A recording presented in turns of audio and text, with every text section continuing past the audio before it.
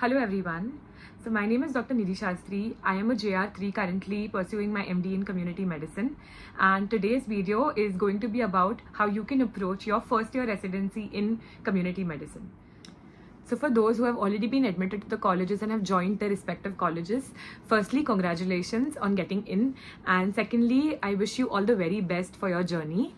And for those who are still awaiting their admissions and are still awaiting to join their colleges, don't worry, it's going to happen soon.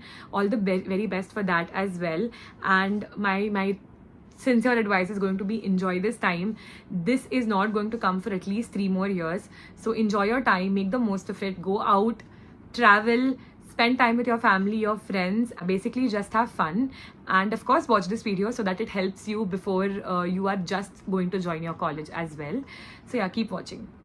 So the objectives of the video are, firstly, it's to enlighten the newly joined residents as well as the residents who are still waiting for their admission.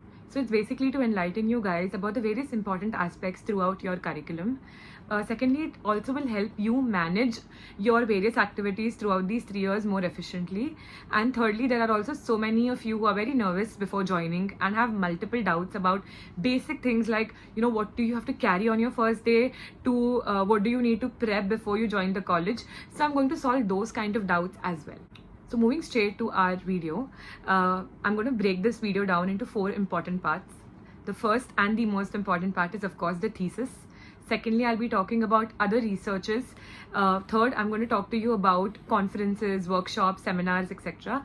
And lastly, I'll be speaking about, again, one of the most important aspects, the academics. So speaking about the thesis first, I think most of you are already aware about how significant and what kind of value the thesis holds for the MD degree. But for those who are unaware of it, yes, you need to basically have a dissertation before you appear for your exam. You need to submit it to your state's university for the health sciences, and it is that important. It is one of the criteria set by NMC for the MD or MS degree.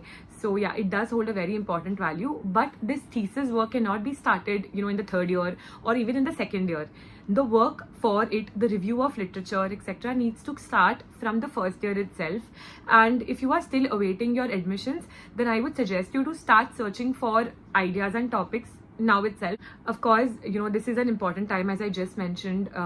You should be enjoying this time while it lasts, but there is no harm in just surfing around topics for research, and that could just give you a rough idea about what kind of topics you want to do and what kind of topics are actually done in a dissertation. But how do you approach this? So firstly, you need to search a research topic that you're interested in. Now, of course, you don't need to make your entire synopsis on day one, but you need to be able to search topics that you're interested in. Now, when we talk about topics, actually community medicine covers an array of topics. It includes everything right from maternal and child health to genetics to nutrition to mental health to environmental health. So whichever topic interests you, just go through the contents of PARC. Whichever topic really interests you, try to then start searching articles regarding it. Now, when you do your literature search is when you will actually come to know what kind of topics are important in the subject that you have chosen.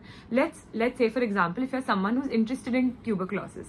Now, you don't know what you want to research in tuberculosis, it just interests you as a topic. Then start looking out for studies, either case control or cross-sectional studies regarding tuberculosis. Maybe you would be interested in searching about, let's say, a TB HIV co-infection. Maybe you are interested in searching about some important parameter in TB. So basically, there are many subtopics in TB that you would like to cover. The second thing is, obviously, you need to pay attention to the finer criteria, which basically stands for a topic being feasible, interesting, novel, ethical, and relevant. Feasibility is the most important, because the feasibility also depends on the travel time. If you're able to travel that far for that study population. It also includes your economic condition to be able to conduct a study. If you're conducting a study where you've not been granted any kind of money and the investigations are very expensive and you cannot afford them, then there's no point in doing that. So basically you need to check how feasible it is for you economically, time wise, area wise. You need to check all your constraints first.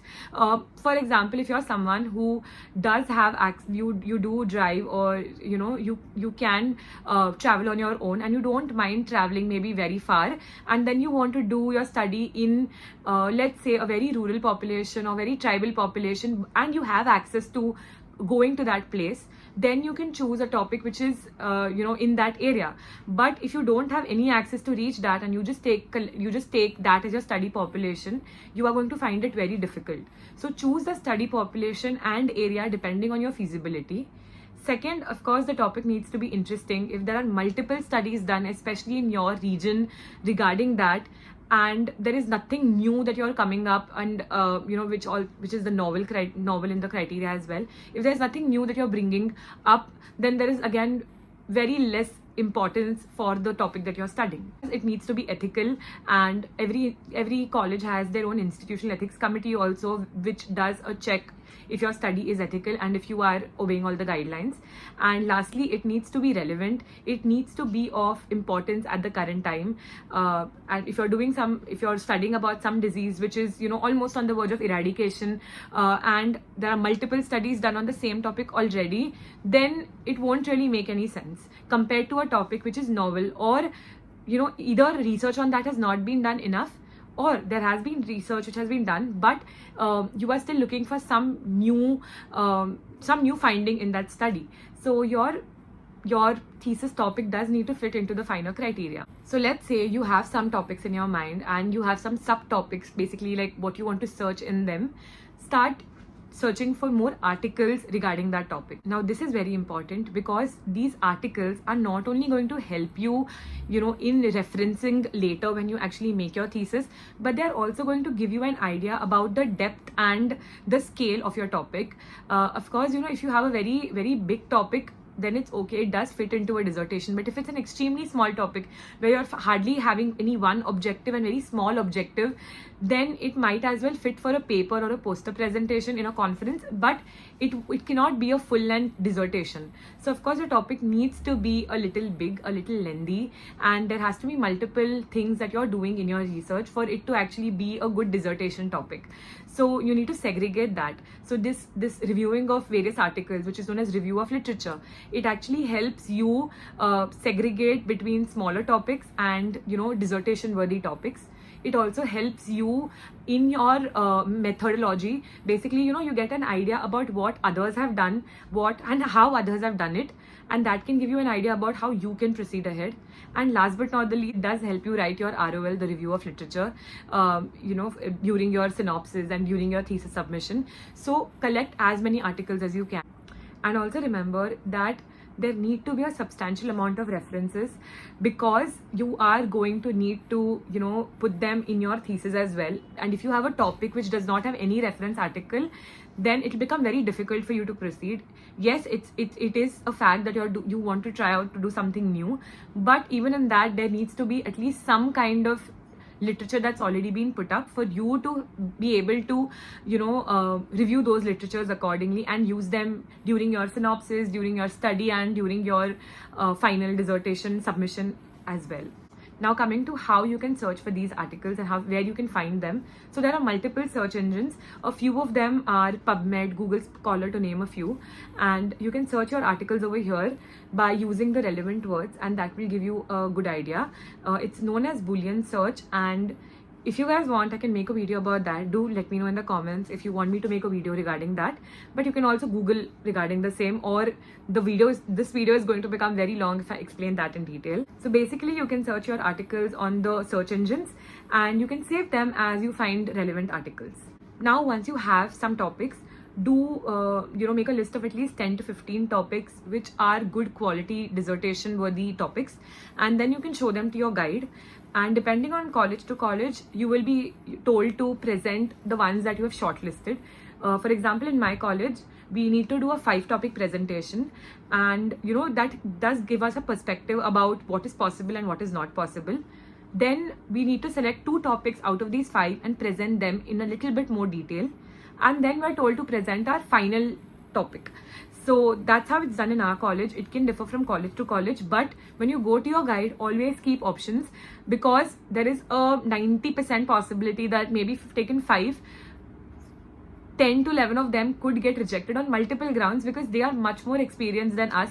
They know, what is possible, what is impossible, what is doable, and are we getting too ahead of ourselves? They know exactly what difficulties we can face on this 2.5 year, 3 year journey for our dissertation. So they are a better guide. Just because they are guides, they guide us correctly about what mistakes we are making when we are thinking about a topic. So always take extra topics than what you want, and then obviously depending on college to college, they'll ask you to finalize on one particular topic. That's how you approach your thesis.